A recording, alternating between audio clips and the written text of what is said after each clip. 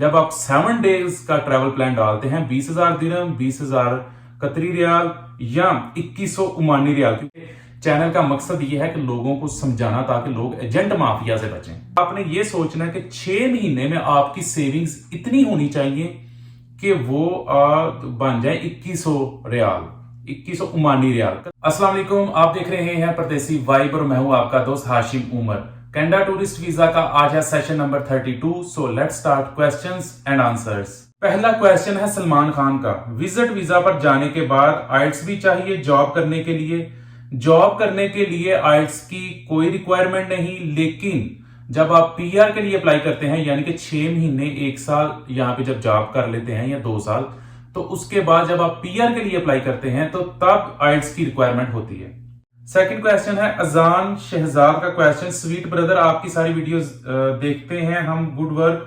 All information पर please video बना दें अगर कपल ने जाना है तो क्या यूएसए की तरह अलग अलग फॉर्म फिल करना होगा या एक ही फॉर्म? प्लीज भूलना ना, काफी बार आपको मैसेज किया है, थैंक्स।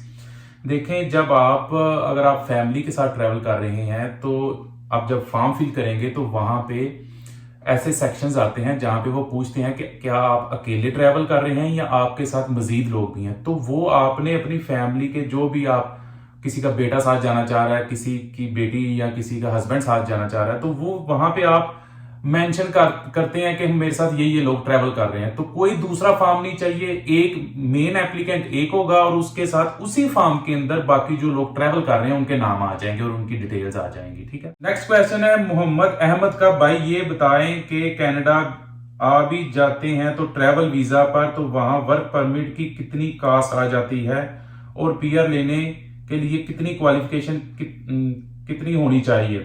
पीआर, ये आपने वर्क परमिट लेना है या पीआर लेनी है, इसकी कोई कास्ट नहीं। इसके लिए आपके जहन में एलएमआईए होगा। ये एलएमआईए पे इंशाल्लाह ताला, जो एलएमआईए का माफिया है ना कनाडा में, उसको फ्यूचर में मैं बेनकाब करूंगा। एलएमआईए फ्री मिलता है, ठीक है। वो किस तरह लेना वो इंशाल्लाह ताला मैं आपको फ्यूचर में बताऊंगा। उसके लिए आपने कोई पैसे नहीं लगाने। ये मेरे से सवाल काइंडली ना किया करे कि कितने पैसे लगते हैं, ये इलीगल चीज है। अब ये कैसे फ्री एलएमआईए लेना है, उसके लिए मैंने पहले भी बताया, एक तो आपकी जॉब सर्चिंग पावर होनी चाहिए, दूसरी आपके अंदर स्किल्स होनी चाहिए। ये जो इधर बैठे हुए हैं माफिया, जो लोगों से 30-30 हजार डॉलर्स लेते हैं और एलएमआईए देते हैं, वो उन लोगों को पकड़ते हैं जिनके पास ना क्वालिफिकेशन होती है ना स्किल्स होती हैं। ठीक है, एटलीस्ट कनाडा में आए या स्किल्स लेके आए या क्वालिफिकेशन लेके आए। अगर बिल्कुल फारग होकर आप इधर आ जाएंगे तो आपको इधर पकड़ने वाले, आपको लूटने वाले बहुत बैठे हुए हैं। नेक्स्ट क्वेश्चन है, भाई मैं ओमान मस्कत में हूं और मेरी सैलरी 300 ओमानी रियाल है पर मेरे बैंक अकाउंट में नहीं आती। मैं कनाडा का विजिट वीजा अप्लाई करना चाहता हूं।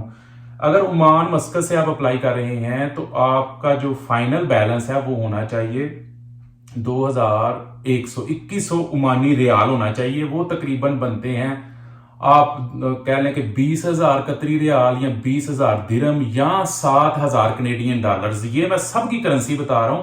जब आप 7 डेज का ट्रैवल प्लान डालते हैं 20,000 दिरहम, 20,000 कतरी रियाल या 2100 ओमानी रियाल, क्योंकि ये करेंसी जरा ना स्ट्रांग है, ठीक है।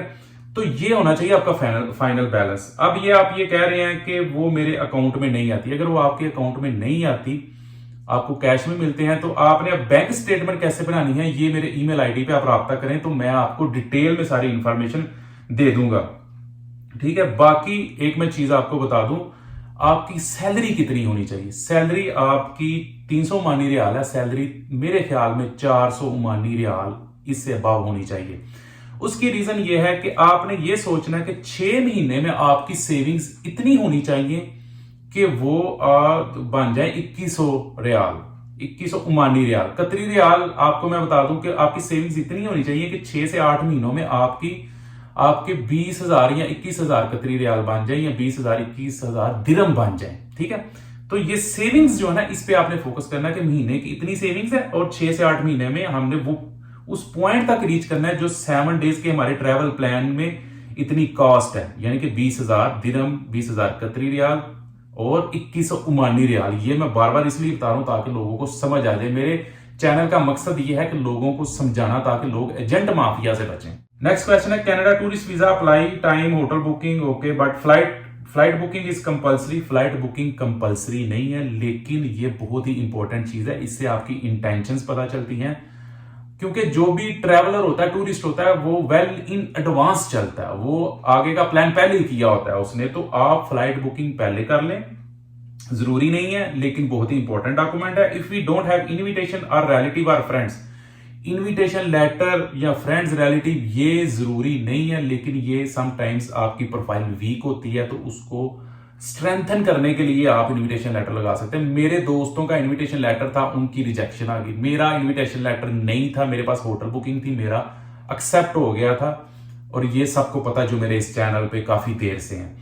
तो इनविटेशन लेटर अगर आपने लेना है तो आपने मेक श्योर करना है जिसके पास, जिससे आप इनविटेशन लेटर ले रहे हैं, उसके साथ आपकी पुरानी हिस्ट्री है। ये मैं बार बार बता रहा हूं, कोई तस्वीरें, कोई स्कूल कॉलेज यूनिवर्सिटी के साथ पढ़े हों या आपका हमसाया हो, तो वो आपने पेपर कोई डॉक्यूमेंट दिखाना है जिससे साबित हो सके कि ये, या उसके साथ कोई चैट हुई हो मैसेंजर पे, व्हाट्सएप पे नहीं, क्योंकि व्हाट्सएप की आपको पता है end to end encrypted chat होती है, उसको वेरीफाई नहीं किया जा सकता। ऐसी चैट जो वेरीफाइएबल हो, तो साबित करना है कि अगर आप साबित ना कर सके तो ये फिर आपको उल्टी भी पड़ सकती है, ये काम जो है ना उल्टा पड़ सकता है आपको, ठीक है। तो इनविटेशन लेटर है दोस्त रिश्तेदार की तरफ से, इस ओके, आपकी प्रोफाइल को स्ट्रेंथन करेगा, लेकिन ये कोई मैंडेटरी नहीं है कि ये इनविटेशन लेटर आ गया है तो अब आपका वीजा लग जाएगा। उस्मान यूनस का क्वेश्चन, हाशिम भाई टर्की का विजिट किया है तो अप्लाई करूं या फिर किसी शेंजन कंट्री का विजिट करके फिर अप्लाई करूं? देखिए, ट्रैवल हिस्ट्री होनी चाहिए या नहीं होनी चाहिए, ये भी एक बड़ा सवाल है। ट्रैवल हिस्ट्री आप एक, ठीक है, आपकी प्रोफाइल को मतलब स्ट्रांग करती है, लेकिन अगर ट्रैवल हिस्ट्री नहीं है लेकिन आपकी प्रोफाइल स्ट्रांग है तो आपका वीजा फिर भी लग सकता है। अब आपका क्वेश्चन है टर्की सिर्फ एक कंट्री, ट्रैवल हिस्ट्री एटलीस्ट 2 से 3 कंट्री की रखें। एक कंट्री की ट्रैवल हिस्ट्री नहीं होती। मेरे ख्याल में सबसे जो बेस्ट नंबर अगर मेरे से कोई पूछता है तो 3 कंट्रीज, एक तो आपका अपना हो गया, 2 और कंट्री कर लें, 3 कंट्री कर लें, तो आना जाना 3 कंट्रीज में लगा रहे तो वो आपकी ट्रैवल हिस्ट्री। लगानी नहीं मतलब 3, अगर 3 कंट्रीज आपने विजिट की हैं तो वो ट्रैवल हिस्ट्री है। अरबी फूड का क्वेश्चन है, हाशिम भाई मैं पाकिस्तान से हूं और अभी सऊदी अरेबिया में हूं, क्या पाकिस्तान की बैंक स्टेटमेंट शो कर सकता हूं, प्लीज बताएं। पाकिस्तान की बैंक स्टेटमेंट आप शो कर सकते हैं, लेकिन अगर आप जब भी आप पाकिस्तान की बैंक स्टेटमेंट शो करें, मेक श्योर करें कि वहां से आप स्टैंप लगवा लें बैंक की, क्योंकि आप सऊदी अरेबिया में तो आप देखो ऑनलाइन मोबाइल से भी आप जो है ना वो पीडीएफ निकाल सकते हैं, मतलब 4 महीने की 6 महीने की बैंक स्टेटमेंट निकाल सकते हैं, उसके ऊपर स्टैंप की जरूरत नहीं है। आप पाकिस्तान से आप निकालनी है तो वहां पे थोड़े से पाकिस्तान के आपको पता है उन पे जरा शक भी किया जाता है, क्योंकि 2 नंबरी बहुत होती है। तो आपने क्या करना है, वहां से बैंक से स्टेटमेंट निकाल के स्टैंप लगवा के तो उसको वो लगानी। नेक्स्ट क्वेश्चन है, भाई साहब कनाडा का वीजा अप्लाई करते टाइम पीसीसी लगा सकते हैं क्या? देखिए, पुलिस क्लियरेंस सर्टिफिकेट मैंडेटरी नहीं है। जब मैंने अप्लाई करना था, यकीन करें मुझे 1 हफ्ता लग गया था ये पूछते, क्योंकि उस वक्त मेरे जिस तरह मैंने लोगों की हेल्प की है उस वक्त कोई भी नहीं था कर रहा, और अभी भी कोई नहीं कर रहा। पुलिस क्लियरेंस सर्टिफिकेट मुझे पूछते यूट्यूब पे मुझे तकरीबन एक हफ्ता लग गया था, लेकिन फिर भी जवाब नहीं था। ये नहीं चाहिए, ये मैंडेटरी नहीं है, लेकिन अगर आपको पुलिस क्लियरेंस सर्टिफिकेट आपने निकलवा लिया तो ये आप लगा दें, और ये फाइल्स का जो पासपोर्ट वाला सेक्शन है वहां पे आपने अपलोड करना है। मुनीब हनीफ का क्वेश्चन है, हाय हाशिम भाई मैं दुबई ट्रक ड्राइवर हूं जी, मेरी सैलरी 3000, लेकिन मैं 2000 सेव कर लेता हूं जी, ऐसा इस वक्त मेरे पास 15000 सेव है, क्या वीजा लग सकता है? देखें, सिर्फ ये आपने 15000 सेव कर लिए आपके अकाउंट में इस वक्त पड़े हुए हैं, तो इसका मतलब ये नहीं कि वीजा लग जाएगा, ठीक है। बाकी एस्पेक्ट्स भी आपने देखने हैं। आपको मैंने पहले बताया कि ये 20,000 दिरहम आप बोल रहे हैं, मेरे ख्याल आप दुबई से हैं, तो आपके पास 15,000 हैं सेव किए हुए हैं, तो 20,000 दिरहम लेके जाएं, सेव होने चाहिए, और आपने 7 दिन का ट्रैवल प्लान बनाया। ये तो मैं काफी बता चुका हूं, तो चलो आपको रिपीट इसलिए हो जाती है समटाइम्स बात के, कुछ लोग वीडियो मिस कर रहे होते हैं, तो उनको बार बार बता रहा होता हूं, इसलिए मैं कहता हूं चैनल सब्सक्राइब कर लें ताकि सारी वीडियोस आप तक पहुंचती रहे, तो एक सवाल बार बार ना हो, ताकि आपको पहले ही इन चीजों का पता हो। तो आपकी सेविंग्स जो है वो ठीक है, आप 2000 आपकी सेविंग है, लेकिन जो आपका टोटल बैलेंस है वो 20,000 दिरहम से ऊपर होना चाहिए। सैलरी भी आप देख लें कि सैलरी आपकी इतनी होनी चाहिए कि आप 6 से 8 महीनों में 20,000 दिरहम तक पहुंच जाएं, ठीक है, ये आपने ख्याल करना। क्वेश्चन है सैयद हारिस रजा का, you are doing a great job, really appreciate your effort bro, thank you so much brother. एक क्वेश्चन है इनका, we submitted application as a tourist visa and my visa came after my travel dates and my plan is totally changed. Is it any issue if we will travel after some months or within validity of visa? I also explain that after getting visa, is it necessary to pass immigration questionnaire? They always ask questions from everyone on Canada airport.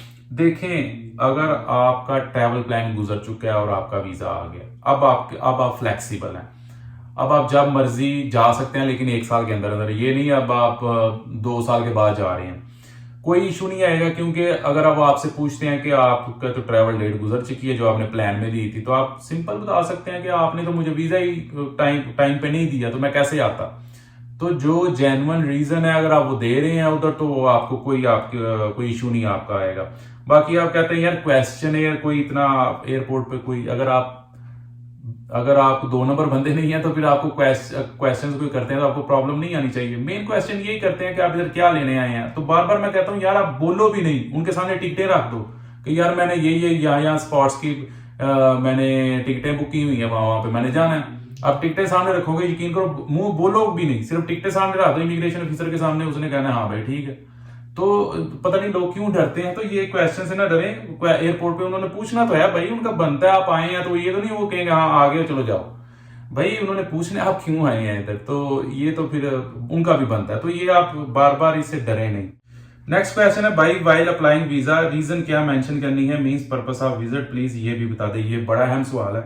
देखें, जो आपका reason है ना इधर आने की, वो सबसे अहम चीज है। तो ये सवाल है, देखें आपने जो यानी कि पर्पस ऑफ विजिट, उसको आपने रिलेट करना है अपने प्रोफेशन के साथ या अपने रिलीजन के साथ या कल्चर के साथ। फॉर एग्जाम्पल मेरा सिख रिलीजन है, आप फर्ज कर लें, हूं तो मैं मुसलमान, लेकिन फर्ज करें मैं सिख रिलीजन है मेरा, तो मैं पर्पस ये डाल सकता हूं कि इधर टोरंटो में अप्रैल के महीने में इनका वो होता है, एक मेला होता है यार मुझे भूल गया, एक इनका त्यौहार होता है इधर, तो मैं उस पे आ रहा हूं, ठीक है।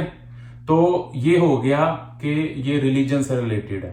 कल्चर से रिलेटेड भी इनका कीर्तन करके एक सिख रिलीजन का इधर होता है, वैंकूवर, ये कैलगरी वाली साइड पे, टोरंटो में भी होता है। तो ये आप कह सकते हैं कि भाई मैं उस पे आ रहा हूं, तो ये मेरे रिलीजन या कल्चर से रिलेटेड मेरा पर्पस ऑफ ट्रैवल हो गया।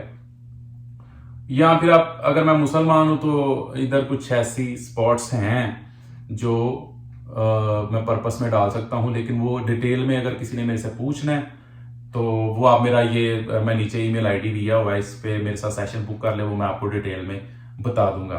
तीसरी अहम चीज, एक और जो चीज मैं बताना चाह रहा था, प्रोफेशन। फॉर एग्जांपल मेरा एग्रीकल्चर है, तो एग्रीकल्चर से रिलेटेड फॉर एग्जांपल मैं इधर कहता हूँ यार इधर वैंकूवर में ना जून के महीने में ट्यूलिप फेस्टिवल होता है, फूलों का मेला होता है, तो मैंने वो अटेंड करना है। तो ये होना चाहिए, यानी कि मेरा या प्रोफेशन से रिलेटेड पर्पस ऑफ विजिट हो, या रिलीजन से रिलेटेड पर्पस ऑफ विजिट हो, या कल्चर से रिलेटेड आपका जो पर्पस ऑफ विजिट, तो ये आपने खुद सोचना है आपकी प्रोफाइल कैसी है, ठीक है। आप लोग मुझे कह रहे हैं यार अपना मुझे कवर लेटर दे दे, मैंने भाई कवर लेटर मेरा बड़ा अच्छा बना, आपको पता है कि कवर लेटर यूट्यूब की हिस्ट्री में ऐसा कवर लेटर कहीं नहीं है, तो वो तो आपको मिल जाएगा, लेकिन आपकी प्रोफाइल मेरे से डिफरेंट है। तो आपने खुद अपने आप को एनालाइज करें। और अगर आपको लगता है कि ये जो मैं इंफॉर्मेशन दे रहा हूँ ये यूट्यूब पे कहीं पे भी नहीं पड़ी हुई, तो आप मेरा चैनल सब्सक्राइब कर लें। अगर आपको लगता है कि ऐसी इंफॉर्मेशन कहीं है पड़ी हुई यूट्यूब पे, तो यार फिर भी आप चैनल सब्सक्राइब कर लें, क्योंकि ऐसी इंफॉर्मेशन वाकई यूट्यूब पे कहीं नहीं पड़ी हुई जो मैं आपको देता हूँ, और मैं इंशाल्लाह देता रहूंगा। रोजाना कोशिश करता हूँ कि रोजाना जो है ना वीडियो बनाऊं। क्वेश्चन छोटा करें ताकि मैं जो है ना वीडियो लंबी ना हो, ठीक है। और किसी को मेरी अभी भी जो है ना सर्विसेज चाहिए या मेरे से कोई आपने इंफॉर्मेशन लेनी है, तो ये मेरा नीचे ईमेल आईडी है, इस पे मेरे से रब्ता करें, चैनल सब्सक्राइब कर लें। मिलते हैं नेक्स्ट वीडियो में, तब तक के लिए अल्लाह हाफिज।